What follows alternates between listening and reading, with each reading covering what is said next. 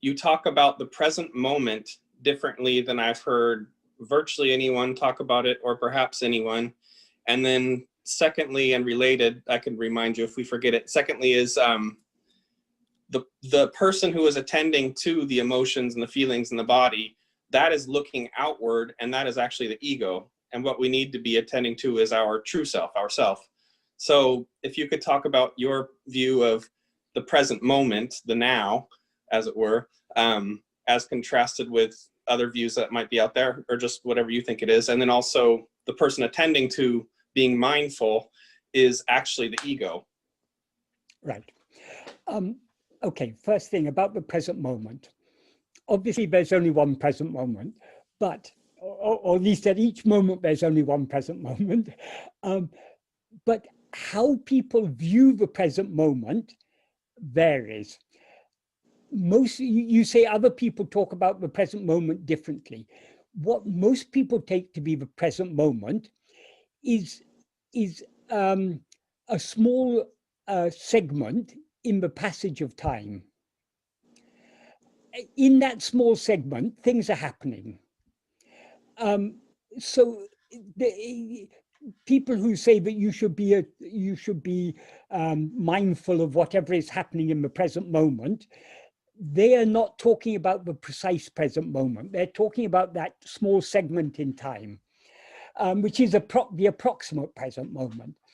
But if we go deeper to what actually is the present moment, if we try and analyze each moment, a moment before is past, a moment ahead is future. So between that moment that is future and that moment that is past, there's an infinitesimally fine interface. That interface is the precise present moment. That interface is so infinitesimally fine that it is not a duration in time. It is too short to be a duration. So without duration, nothing can happen. In other words, without the passage of time, nothing can happen. The precise present moment is ever standing still. Everything is happening around it, but it itself is standing still. What do we mean? What is it that makes us feel that this moment is present? And what is it that makes us feel that this, where we are, this place is present? In other words, the here and now. The present moment we call now, the present place we call here. What is it that makes the present moment present and the present place present? It is only the presence of ourself, because the point in time and space where I exist, that is here and that is now. So it is the presence of the present moment and the presence of the present place, in other words, the here and the now and the here, they borrow their presence only from ourselves. In fact, in other words, they seem to be present because we are present there. So if we look very keenly at the present moment, not at a slice in the passage of time, but is approximately present, but at the precise present moment, what exists there is only I. Because nothing can happen in the precise present moment, because in order for something to happen, happening is all about change. The time is the dimension in which change occurs. If there were no change, there would be no sense of time. If we go very deep into the present moment to see what is the precise present moment, in the precise present moment, nothing happens. Whatever happens requires a duration of time. Time is the dimension in which change occurs. So, but it is only in the flow of, sorry, being in the present moment. That was a practical demonstration how not to be in the present moment. How to be in the flow of time. Sounds good. What most people call the being in the present moment is just being in the flow of time, being approximately present in the flow of time.